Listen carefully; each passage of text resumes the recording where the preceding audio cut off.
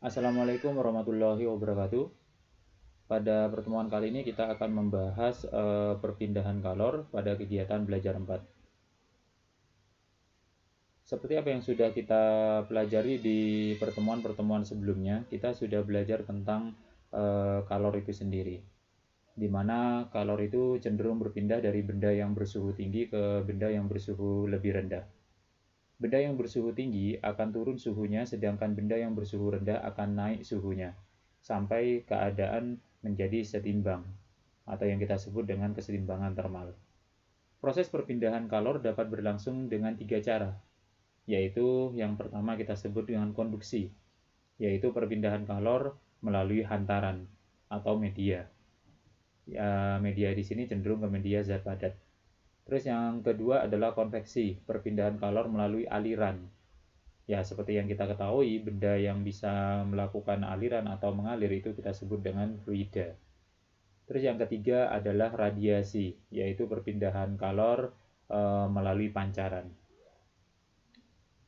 Pada bagian pertama saya akan memberikan informasi tentang konduksi. Baik, kita melakukan ilustrasi di mana pada waktu kita memegang sebuah kawat kecil lalu kita bakar salah satu ujungnya, tidak berapa lama kita akan merasakan ujung pada kawat yang kita pegang juga akan terasa panas. Panas yang diterima oleh ujung batang ini dipindahkan atau dihantarkan ke ujung batang yang kita pegang. Peristiwa ini kita sebut dengan konduksi.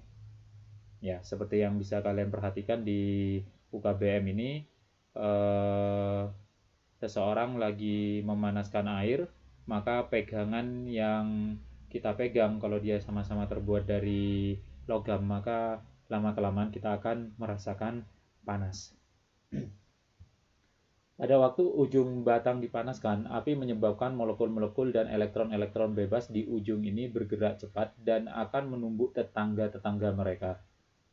Akibat tumbukan ini, tetangga-tetangga akan bergerak cepat juga dan akan menumbuk tetangganya pula. Peristiwa ini akan terus berlangsung sampai seluruh molekul dalam batang bergerak cepat. Naiknya kecepatan molekul ini berarti akan menaikkan energi kinetik dari molekul. Seperti yang kita ketahui, energi kinetik ini juga akan menyebabkan suhu naik. Ini yang menyebabkan kenapa batang itu yang tidak kita panaskan itu akan terasa panas setelah beberapa lama.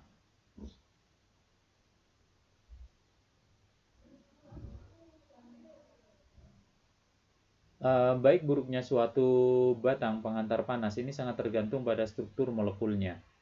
Benda yang mempunyai banyak elektron bebas merupakan penghantar yang baik yang kita sebut dengan konduktor. Karena elektron-elektron ini sangat membantu dalam proses tumbukan. Pada umumnya benda yang bersifat konduktor adalah logam, seperti perak, tembaga, aluminium, besi, dan sedangkan benda yang tidak dapat menghantarkan panas kita sebut dengan isolator atau penghantar yang buruk. Contohnya adalah seperti kayu, wol, kertas, ya.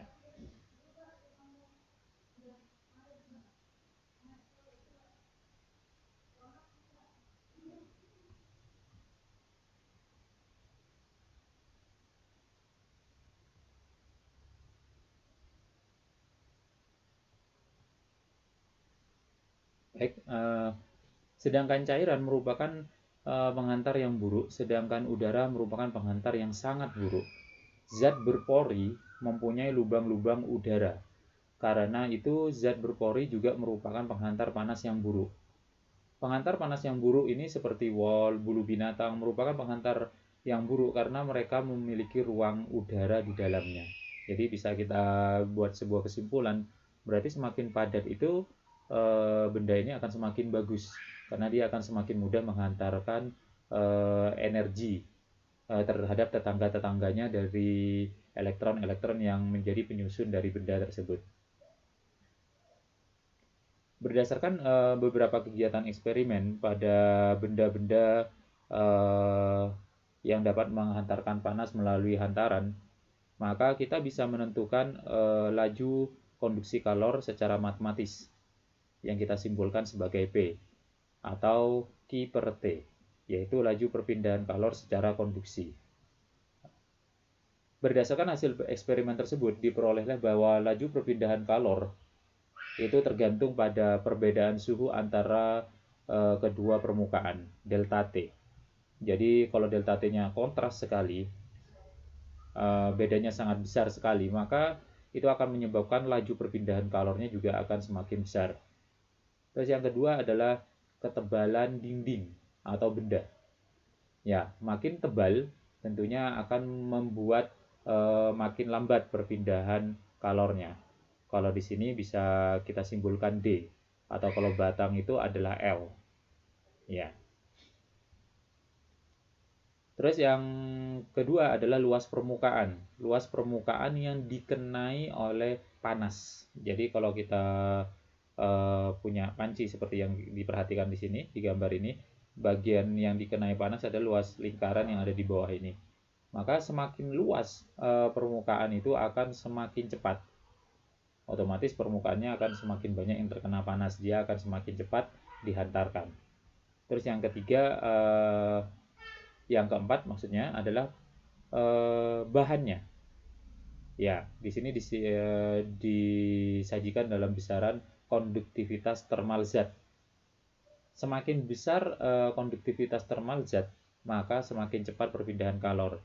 K di sini adalah konstanta yang menyatakan atau yang akan menghasilkan nilai berbeda jika bahan yang kita gunakan juga berbeda. Jadi kalau misalkan bahan itu adalah besi, aluminium, tembaga, perak, itu yang akan membedakan adalah K-nya. Ya, sedangkan luas penampang, delta T dan D atau L itu tergantung dari kondisi dari benda-benda tersebut. Oke, itu adalah konduksi. Jadi kita bisa membuat sebuah kesimpulan bahwa konduksi ini cenderung dihantarkan di zat padat dan semakin rapat molekulnya itu akan semakin bagus. Di mana besarnya laju perpindahan kalor itu tergantung pada jenis zatnya yang kita namakan sebagai konduktivitas termal. Terus luas permukaan yang dikenai kalor yaitu A sendiri, perbedaan suhu antara ujung ke ujung dan panjang atau tebal. Ya. Baik, kita lanjutkan ke konveksi.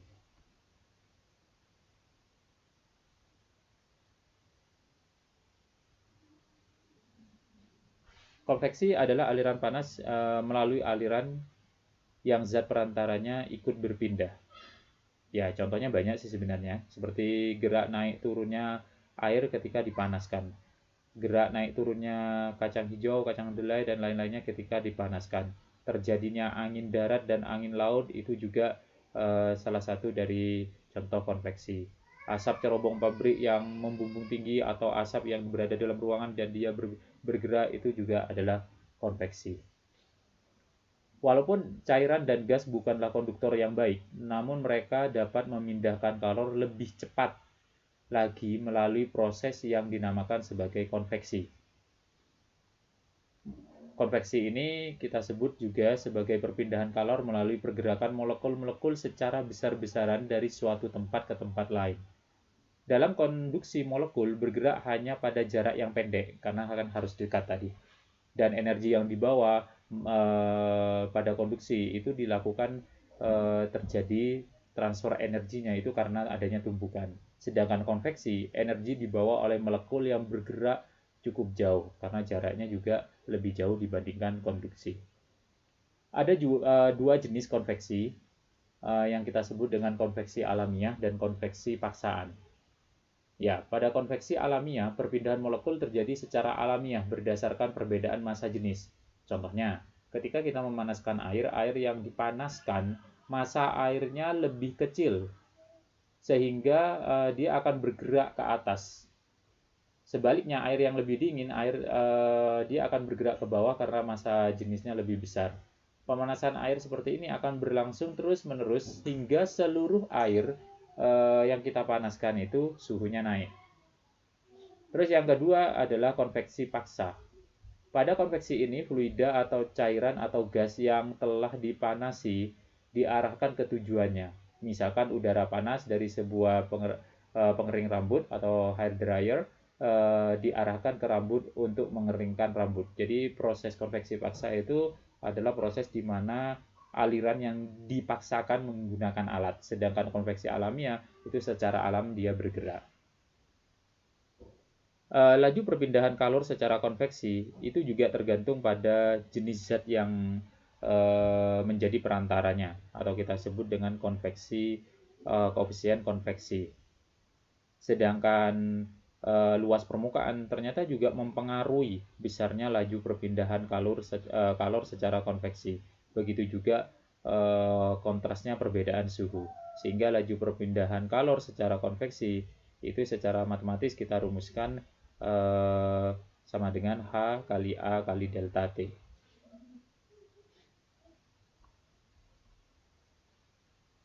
Selanjutnya yang terakhir adalah perpindahan kalor tanpa perantara, yaitu dengan pancaran yang kita sebut dengan radiasi. Contohnya seperti panas matahari yang sampai ke bumi walau melalui ruang hampa.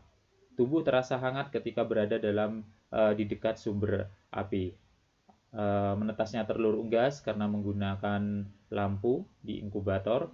Pakaian menjadi kering ketika dijemur di bawah terik matahari. Pada radiasi ini berbeda dengan konduksi dan konveksi, di mana konduksi dan konveksi membutuhkan materi, sedangkan radiasi merupakan bentuk perpindahan energi atau kalor yang tidak membutuhkan materi. Semua bentuk kehidupan di bumi sangat tergantung pada energi matahari. Energi ini dibawa ke bumi dengan kecepatan cahaya melalui radiasi. Rasa hangat yang kita terima dari api juga kebanyakan berasal dari radiasi. Kebanyakan berasal dari radiasi. Jadi ada aliran kalor yang lain. Perpindahan kalor tidak hanya diberikan oleh matahari atau benda bercahaya. Semua benda yang mempunyai suhu akan memancarkan energi berupa radiasi kalor. Kita ambil contoh, kalau kalian memanaskan sebuah batang, atau batangnya kita pegang, maka panas yang di tangan kita itu diperoleh dari aliran kalor secara konduksi. Tetapi kalau ujung yang panas tadi itu kita dekatkan dengan kulit kita, kita akan merasakan panas juga. Nah, itu juga disebabkan oleh radiasi. Semua benda yang mempunyai suhu akan memancarkan energi berupa radiasi kalor. Ini tolong digarisbawahi. Besarnya energi yang diradiasikan oleh benda dengan penampang luas A dan suhu T, suhu sebesar T setiap detiknya bisa kita rumuskan dalam bentuk radiasi pancaran. Laju perpindahan kalor secara radiasi yang kita simpulkan sebagai P atau Q per T. Di mana besarnya laju pancaran ini tergantung pada emisivitas benda. Emisivitas benda ini kalau kita ambil mudahnya ini tentang terang sama gelapnya benda. Jadi benda itu ada benda terang, ada benda gelap. Gelap itu sebenarnya bukan hitam, tapi untuk lebih mudahnya gelap itu adalah hitam. Tapi sebenarnya gelap itu adalah langit yang tanpa sinar sama sekali. Sedangkan benda terang itu bukan putih, terang ya terang. Ya, tapi untuk memudahkan benda terang itu adalah putih. Jadi emisivitas di sini harganya antara 0 dengan 1. Semakin gelap maka benda itu akan memiliki emisivitas sama dengan 1. Artinya apa? Artinya benda itu akan melakukan penyerapan lebih bagus ya dibandingkan jika emisivitas benda itu mendekati angka 0. Ini alasannya kenapa kita kalau upacara kita tidak pernah dianjurkan untuk menggunakan pakaian dengan warna yang cerah, warna yang gelap. Karena apa? Warna gelap itu akan menyerap sehingga bajunya akan terasa sangat panas dan kita akan merasa kepanasan. Oleh karena itu kalau setiap kita upacara atau berjemur maka gunakanlah warna yang cenderung terang sehingga dia tidak menyerap panas. Terus dia tergantung juga pada luas penampang dari benda yang diradiasikan. dan dia juga tergantung pada suhunya, bukan perbedaan suhu, tapi tergantung pada suhunya. Tolong diingat suhu di sini adalah suhu dalam satuan Kelvin. Ya, berarti energi yang dipancarkan oleh proses radiasi ini tergantung pada emisivitas, terus luas penampang, dan suhu pangkat 4. Di samping memancarkan kalor, benda yang mempunyai sifat menyerap kalor, benda mempunyai sifat juga sebagai penyerap kalor. Besarnya kalor yang diserap juga tergantung pada sifat permukaan benda. Benda hitam sempurna merupakan benda yang akan menyerap semua kalor yang diterima, sedangkan benda putih akan memantulkan semua radiasi kalor yang diterimanya.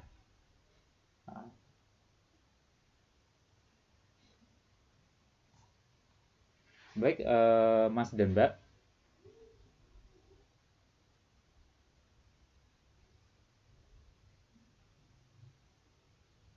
itu adalah tentang radiasi. Jadi kalau kita lihat peta konsep berikut, kita sudah mendapatkan sedikit informasi tentang perpindahan kalor yang meliputi konduksi, radiasi, dan konveksi. Bisa kita buat sebuah kesimpulan bahwa aliran kalor ini menjadi berbeda-beda tergantung medianya. Tapi pada kenyataannya dalam kehidupan sehari-hari cenderung proses ini tidak terjadi secara individu.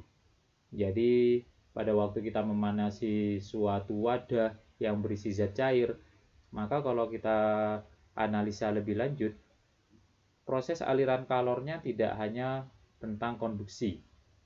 Ya, kalau kita ambil contoh gambar ini, kita memanasi air ini, ya kalau kita pegang besinya ini terasa panas karena konduksi. Ya, kalau kita lihat airnya itu aliran kalornya karena konveksi, sedangkan kalau kita berada di dekatnya itu akan kita merasakan panas, itu juga karena radiasi. Jadi kecenderungan hampir lebih dari satu aliran kalor yang terjadi di dalam sistem kehidupan sehari-hari. Baik Mas dan Mbak, kalau ada pertanyaan silahkan ditanyakan.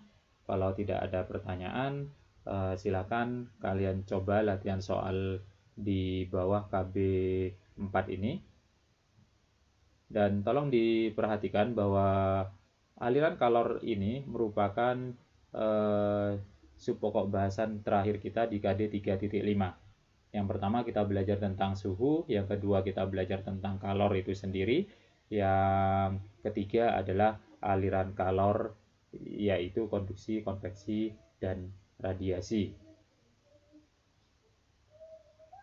Untuk siswa yang belum menyelesaikan proses belajarnya, segera diselesaikan, karena pada pertemuan selanjutnya saya akan mengadakan pra-ulangan untuk KD ini, sehingga siswa yang dapat menyelesaikan dan mencapai nilai minimum dari latihan soal di pertemuan selanjutnya, maka siswa tersebut tidak perlu untuk mengikuti ulangan di hari Senin minggu depan. Akan tetapi bagi siswa yang tidak mengerjakan tanpa konfirmasi, terus nilainya juga tidak memenuhi, maka siswa tersebut wajib untuk mengikuti ulangan harian KD di hari Senin setelah dia menyelesaikan seluruh proses belajar untuk KD 3.5. Sekian dari saya. Terima kasih. Wassalamualaikum warahmatullahi wabarakatuh.